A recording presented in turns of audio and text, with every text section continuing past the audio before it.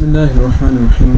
امام جلال الدین سیوطی رحمۃ اللہ تعالیٰ علیہ اپنی کتاب الروض الانیف فی فضل صدیق رضی اللہ تعالیٰ عنہ میں روایت نقل کرتے ہیں 30ویں نمبر پر کہ حضرت جابر رضی اللہ تعالیٰ عنہ سے مروی ہے کہ رسول اللہ صلی اللہ تعالیٰ علیہ وسلم نے ارشاد فرمایا ان اللہ اختار اصحابی علی جمیع العالمین سوى النبیین والمرسلین، بے شک اللہ تعالیٰ نے میرے صحابہ کو تمام عالمین میں سے چن لیا سوائے انبیاء کرام اور مرسلین کرام علیہم الصلاۃ والسلام کے۔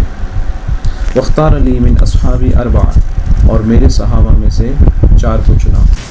فجعلہم خیر اصحابی وفی کل اصحابی خیر، پس ان 4 کو میرے صحابہ میں سب سے بہترین قرار دے دیا، حالانکہ میرے تمام صحابہ ہی بہتر ہیں۔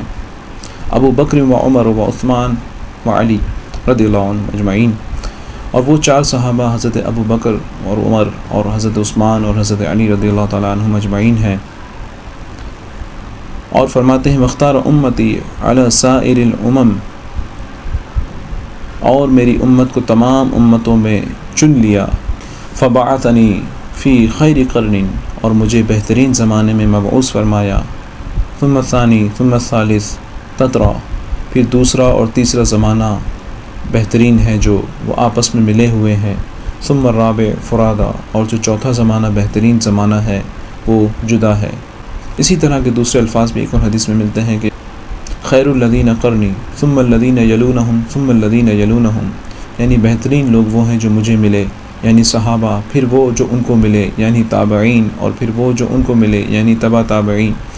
اس حدیث پاک میں جو 4 بہترین زمانے ارشاد فرمائے حضور علیہ الصلوۃ والسلام نے کہ فبعثنی فی خیر قرن، کہ مجھے بہترین زمانے میں مبعوث فرمایا۔ ثم الثانی ثم الثالث تترا، پھر دوسرا اور تیسرا زمانہ پے در پہ ہے، یعنی صحابہ کے بعد تابعین اور تبع تابعین کا زمانہ۔ ثم الرابع فرادا، اور چوتھا زمانہ جو جدا ہے ان زمانوں سے الگ ہے۔ اس چوتھے زمانے سے مراد جب امام مہدی رضی اللہ تعالیٰ عنہ تشریف لے آئیں گے تو ان کے جو اصحاب ہوں گے، اور وہ جو زمانہ ہوگا جب ہر طرف امن اور سکون قائم ہوگا، اس زمانے کو بہترین زمانہ قرار دیا گیا۔ یہی وجہ ہے کہ حضور علیہ الصلوۃ والسلام کے ظاہری زمانے کے ساتھ جو 2 زمانے ملے ہوئے ہیں یعنی تابعین اور تبع تابعین کا زمانہ وہ بہترین ہے، اور چوتھا زمانہ جدا ہے یعنی امام مہدی رضی اللہ تعالیٰ عنہ کے دور کا زمانہ۔